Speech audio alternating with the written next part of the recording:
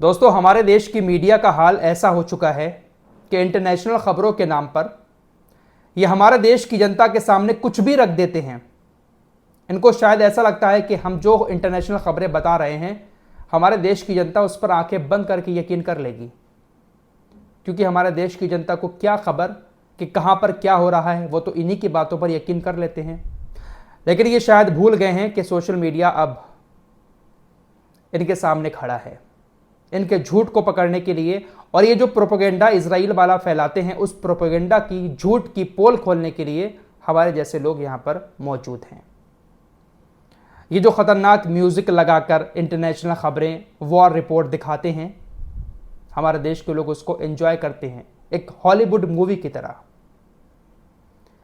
किस तरह से ये इजराइल की तरफ से कही गई एक झूठी बात को भी ब्रेकिंग न्यूज बना देते हैं, आइए आपको दिखाता हूं, जिसका कोई दूर दूर तक सबूत भी नहीं होता है। खासकर टीवी 9 भारतवर्ष ये अपने आप को देश का सबसे बड़ा चैनल मानता है कि सबसे ज्यादा अच्छी खबरें यही दिखाता है, लेकिन ये खबरें कहां से उठाते हैं हम अच्छे से जानते हैं। लिखता है कि 12 साल से हमास के दुश्मनों की मेजबानी कर रहा था अमेरिका का ये दोस्त, एक आदेश पर कर दिया बाहर। सीजफायर डील नकारने पर हमास नेताओं से चिढ़ गया था कतर, देश छोड़ने का दे दिया आदेश। हमास को बड़ा झटका, अमेरिका के दबाव में कतर ने दोहा छोड़ने का दिया आदेश। दरअसल पूरा मामला यह है कि पिछले 12 साल से हमास कतर के अंदर अपना हेडक्वार्टर चला रहा है।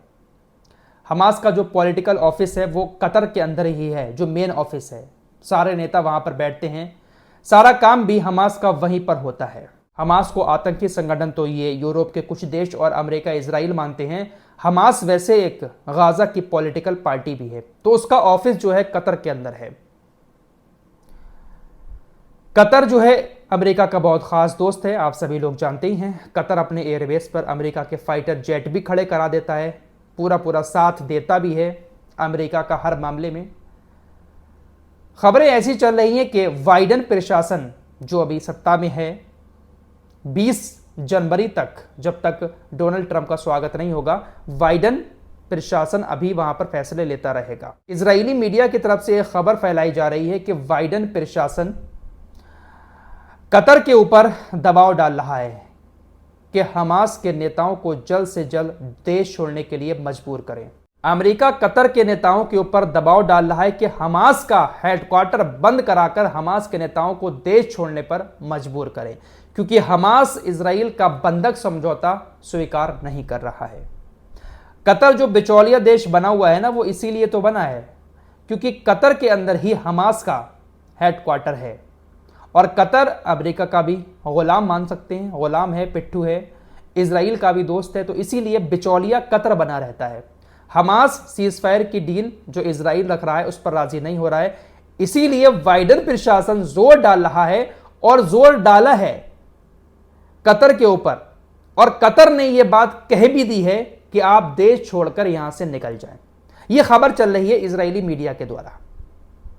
हालांकि अभी तक कंफर्म रिपोर्ट सामने नहीं आई है, कतर की तरफ से अभी तक कोई भी ऑफिशियली स्टेटमेंट इस बात पर नहीं दिया गया है कि हमने हमास के नेताओं को देश छोड़ने का आदेश दिया हो। हमास की तरफ से भी इस मामले पर स्टेटमेंट आया। हमास ने कहा कि हम इजराइल के कान चैनल द्वारा दिए गए दावों का खंडन करते हैं कि कतर ने वहां रहने वाले हमास नेताओं को मैसेज दिया है कि यहां पर इनकी कोई जगह नहीं है। सूत्रों ने इस बात पर जोर दिया कि ये आरोप निराधार हैं और ऐसी मनगढ़ंत खबरों का उद्देश्य भ्रम पैदा करना है। हमास ने साफ साफ कह दिया कि सिर्फ और सिर्फ भ्रम पैदा किया जा रहा है, ऐसी अफवाहें फैलाकर। अफवाहें फैलाई जा रही हैं ताकि यह बात लाइट में आए, और जो काम अभी तक नहीं हुआ है उस काम को करने के लिए कतर के ऊपर अमेरिका दबाव डाले। किस तरीके का गेम खेलता है ये इजराइल, झूठी खबरें फैलवाता है ताकि लाइट में आए खबरें, और फिर अमेरिका की नज़र में भी आए यार बात तो सही है, भले ही ये खबर झूठी है लेकिन ऐसा करना चाहिए कतर के साथ। कतर हमास के लोगों पर दबाव डाले, तो इस तरह की झूठी खबरें, ऐसा झूठा प्रोपेगेंडा इनकी तरफ से फैलाया जाता है, और उसी को उठाकर हमारा देश का मीडिया ब्रेकिंग न्यूज़ बनाकर हमारे देश के लोगों के सामने चलाना शुरू कर देता है। हालांकि अभी तक कतर की तरफ से कोई भी स्टेटमेंट नहीं आया है, लेकिन साफ साफ कह दिया हमारे देश की मीडिया ने कि उसको बाहर निकालकर फेंक दिया अमेरिका के एक कहने पर। तो कैसे यकीन कर सकते हैं इस मीडिया के ऊपर। अब देखिए एक और गेम, एक गेम ये चल रहा है और ऐसी खबरें फैलाई जा रही हैं खासकर मोसाद के द्वारा कि ईरान जो है वो अंदर अंदर कोशिश कर रहा है डोनाल्ड ट्रंप की हत्या करने की। ऐसी खबरें पहले भी चल चुकी हैं। अभी हाल ही में चुनाव के दौरान जब रैलियां हो रही थी डोनाल्ड ट्रंप की, तो उस दौरान 2 जानलेवा हमले भी हुए थे डोनाल्ड ट्रंप के ऊपर।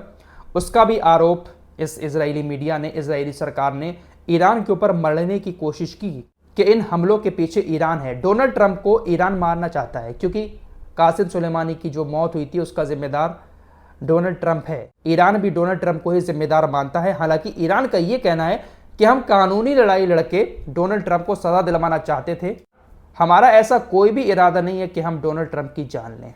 एक बार फिर से मोसाद इस तरह की खबरें फैलवा रहा है मीडिया के द्वारा, बड़े बड़े मीडिया चैनल्स के द्वारा, ताकि ये बात डोनाल्ड ट्रंप की नज़र में आए कि देखिए भाई ईरान तो अभी भी कोशिश कर रहा है। सूत्रों के हवाले से खबरें आ रही हैं। ये जो सूत्रों के हवाले से खबरें दी जाती है ना मीडिया के द्वारा, कह सकते हैं कि सारी की सारी फ्रॉड होती हैं।